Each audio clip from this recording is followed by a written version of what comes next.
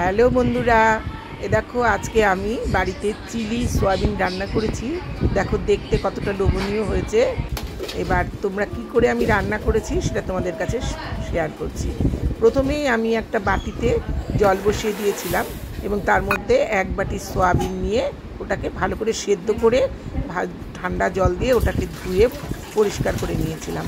তারপর ওটা থেকে হাত দিয়ে চিপে চিপে সব জলগুলো বের করে দিলাম। এবার দেখো একটা বাটিতে এইগুলো আমি নিয়ে নিচ্ছি। দেখো সয়াবিনগুলোর মধ্যে আমি কি যোগ করছি। দুটো ডিম এর মধ্যে ভেঙে দিলাম, আর পরিমাণ মতো লবণ, তোমরা লবণের পরিমাণটা বুঝে দিও। 1 চামচ সোয়া সস, আর 2 চামচ ভিনিগার, আর 2 চামচ এমনি নর্মাল, যেটা তোমরা কেচাপও দিতে পারো, এমনি নর্মাল সসও দিতে পারো, আর 1 চামচ আদা বাটা, 1 চামচ রসুন বাটা, 1 চামচ পেঁয়াজ বাটা, আর 1 চামচ কাঁচা লঙ্কা বাটা। আর এখানে আমি প্রথমে 2 চামচ বেসন নিয়েছিলাম, কিন্তু 2 চামচ বেসন আমার কম হয়েছিল, পরে আমাকে আবার 2 চামচ বেসন নিতে হয়েছিল। তোমরা কিন্তু এটা বেসন দিয়েও মাখতে পারো, ময়দা দিয়েও মাখতে পারো, আবার কর্নফ্লাওয়ার দিয়েও মাখতে পারো। আমার কর্নফ্লাওয়ার বাড়িতে ছিল কিন্তু খুব কম পরিমাণে ছিল, সেজন্য আমি বেসন দিয়ে এটাকে মেখে 15 মিনিটের জন্য রেখে দিলাম। আর এগুলো আমি এখন পকোড়ার মতো করে ভেজে নেব।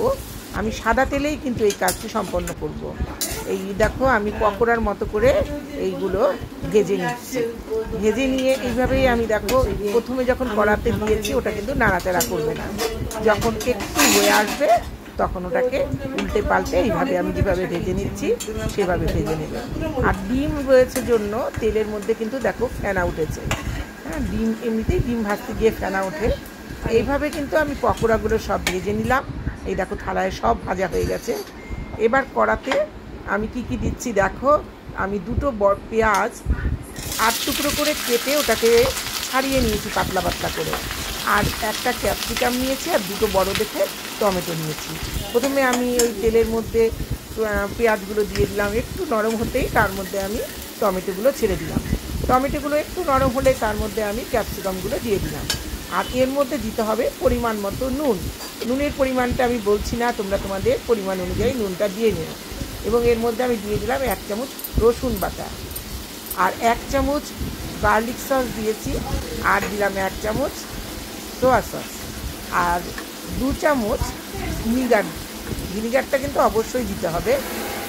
আর এটা কিন্তু সস একটু বেশি পরিমাণেই লাগে। আমি প্রথমে 4 চামচ দিয়েছিলাম, পরে আমি আবার 2 চামচ সস এখানে যোগ করেছিলাম। এবার দেখো সমস্ত জিনিস আমাকে এখানে যোগ করা হয়ে গেছে। এবার এটা আমি আলতো হাতে একটু নাড়াচাড়া করে ঢেকে দিলাম। এদের ঢেকে দিলেই এগুলো কিন্তু একটু নরম হয়ে আসবে। যখন একটু নরম হয়ে আসবে তখন এর মধ্যে আমি আমার কাঁচা লঙ্কার পরিমাণটা বাড়িতে কম ছিল, সেই জন্য আমার বাটা কাঁচা লঙ্কা ছিল, আমি একটু জলে গুলে এর মধ্যে দিয়ে দিলাম। তোমরা কাঁচা লঙ্কা চেরা এই সময় দিয়ে দিতে পারো। আর একটু ফুটে উঠলেই এর মধ্যে দেখো আমি ভাজা পকোড়াগুলো ঢেলে দিলাম। দিয়ে বেশিক্ষণ লাগবে না, এটা খুব বেশি হলে 3-4 মিনিট, কারণ এটা কিন্তু সেদ্ধ করা এবং ভাজা রয়েছে, সুতরাং খুব বেশি সময় লাগবে না। এটা একটু নাড়াচাড়া করে দেখো মোটামুটি কিন্তু আমার এখানে রান্না কিন্তু হয়ে গেছে।